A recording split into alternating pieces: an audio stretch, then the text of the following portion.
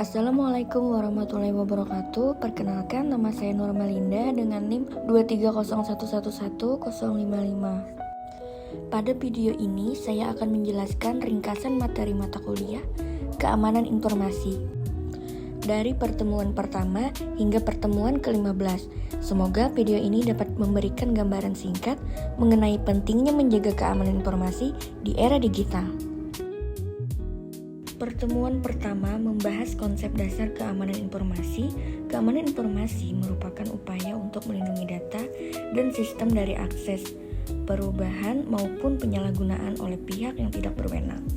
Tujuan utamanya adalah menjaga informasi tetap aman dan dapat digunakan sebagaimana mestinya. Dalam keamanan informasi terdapat 3 prinsip utama yang dikenal dengan CIE, yaitu confidentiality atau kerahasiaan, integrity atau keutuhan data, dan availability atau ketersediaan data saat dibutuhkan. Kita juga diperkenalkan dengan berbagai ancaman terhadap sistem informasi sehingga dapat memahami pentingnya perlindungan data sejak awal. Materi pertemuan 2. Pada pertemuan ini dibahas berbagai macam gangguan keamanan sistem. Gangguan tersebut antara lain virus, malware, trojan, spyware, dan worm. Virus dapat merusak file dan menyebar ke perangkat lain. Malware merupakan perangkat lunak berbahaya yang dirancang untuk mengganggu sistem. Trojan menyamar sebagai aplikasi yang aman tetapi memiliki tujuan jahat. Spyware digunakan untuk mencuri informasi pengguna secara diam-diam. Sedangkan worm dapat menyebar melalui jaringan tanpa bantuan pengguna. Memahami jenis gangguan ini membantu kita lebih waspada dalam menggunakan komputer maupun internet. Pertemuan 3. Ethical hacking adalah kegiatan menguji keamanan sistem secara legal dengan izin dari pemilik sistem. Tujuannya adalah menemukan kelemahan sebelum dimanfaatkan oleh penyerang. Seorang ethical hacking harus memiliki pengetahuan mengenai jaringan komputer, sistem operasi, keamanan aplikasi, serta teknik pengujian keamanan.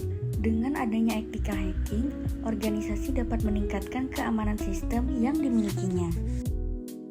Pertemuan 4, security attack merupakan berbagai bentuk serangan yang dilakukan untuk merusak, mencuri, ataupun mengganggu sistem informasi. Contohnya adalah phishing untuk mencuri akun pengguna, DDoS yang membuat server tidak dapat diakses, SQL injection yang menyerang database, dan brute force yang mencabut berbagai kombinasi password. Oleh karena itu, penerapan sistem keamanan sangat diperlukan agar risiko serangan dapat diminimalkan. Pada pertemuan kelima ini dipelajari tentang enskripsi dan kriptografi. Kriptografi adalah ilmu yang mempelajari cara mengamankan informasi melalui proses penyandian, sedangkan enskripsi mengubah data menjadi bentuk yang tidak dapat dibaca, sedangkan deskripsi mengembalikannya bentuk semula menggunakan kunci tertentu. Teknologi ini banyak digunakan pada aplikasi perbankan, email, dan komunikasi digital agar tetap aman. Pertemuan ke-6, keamanan komputer tidak hanya berkaitan dengan perangkat lunak, tetapi juga perlindungan fisik perangkat. Ancaman fisik dapat berupa pencurian komputer, kebakaran, banjir, maupun kerusakan akibat kelalaian pengguna. Selain itu, sistem operasi juga harus selalu diperbarui agar memiliki perlindungan terhadap ancaman terbaru. Pertemuan 7, sistem operasi merupakan bagian penting dalam keamanan komputer. Pengguna harus rutin melakukan pembaruan sistem, menggunakan antivirus, mengaktifkan firewall, dan membuat password yang kuat. Langkah-langkah sederhana ini mampu mengurangi risiko serangan terhadap perangkat. Pertemuan ke-8 merupakan evaluasi tengah semester yang bertujuan mengukur pemahaman mahasiswa terhadap materi yang telah dipelajari sebelumnya. Pada pertemuan ke-9, kita mempelajari keamanan infrastruktur jaringan dan internet. Keamanan jaringan bertujuan melindungi perangkat, data, dan komunikasi dari berbagai ancaman. Beberapa teknologi yang digunakan antara lain firewall untuk menyaring lalu lintas, jaringan, VPN untuk mengamankan koneksi, serta IDS dan IPS untuk mendeteksi dan mencegah serangan. Dengan penerapan keamanan jaringan yang baik, risiko kebocoran data dapat diminimalkan. Pertemuan ke-10 membahas keamanan web server dan mail server. Web server digunakan untuk menyajikan halaman web kepada pengguna, sedangkan mail server digunakan untuk mengirim dan menerima email. Untuk menjaga keamanan, digunakan protokol HTTPS dengan SSL atau TLS agar data yang dikirim tetap terenkripsi. Selain itu, diperlukan perlindungan terhadap spam, phishing, dan akses yang tidak sah.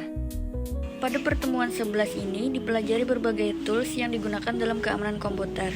Antivirus berfungsi mendeteksi dan menghapus malware. Wireshark digunakan untuk menganalisis lalu lintas jaringan. Nmap membantu memindai jaringan, sedangkan Nessus digunakan untuk mendeteksi kerentanan sistem. Metasploit dimanfaatkan dalam pengujian keamanan secara legal. Penggunaan tools ini membantu administrator menjaga keamanan sistem secara lebih efektif. Pertemuan ke-12 membahas monitoring dan audit keamanan sistem informasi. Monitoring dilakukan untuk mengawasi aktivitas sistem secara terus-menerus, sedangkan audit bertujuan mengevaluasi apakah sistem telah memenuhi standar keamanan yang berlaku.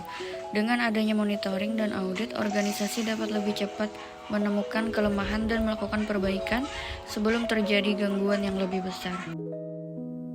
Pada pertemuan ke-13, dibahas mengenai aspek hukum dan etika dalam keamanan informasi. Penggunaan teknologi harus mematuhi peraturan yang berlaku serta menghormati privasi pengguna. Selain itu, dibahas pula berbagai bentuk kejahatan siber seperti pencurian data, peretasan, dan penyebaran informasi ilegal yang dapat dikenai sanksi sesuai peraturan perundang-undangan. Pertemuan ke-14 membahas perkembangan dan tren keamanan sistem informasi. Seiring berkembangnya teknologi seperti kecerdasan buatan, cloud computing, Internet of Things, dan perangkat seluler, ancaman keamanan juga semakin kompleks.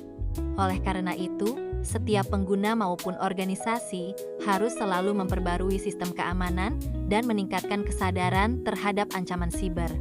Pertemuan terakhir membahas tentang contingency planning atau rencana cadangan.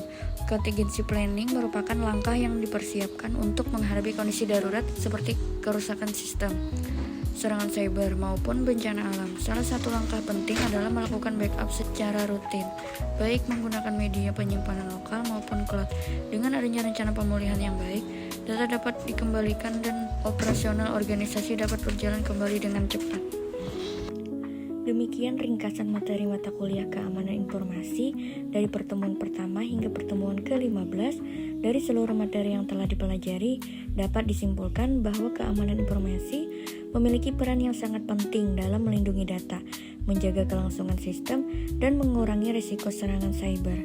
Semoga ilmu yang bermanfaat ini dapat diterima dan diperoleh dengan bijak dan bisa diterapkan di kehidupan sehari-hari maupun di dunia kerja.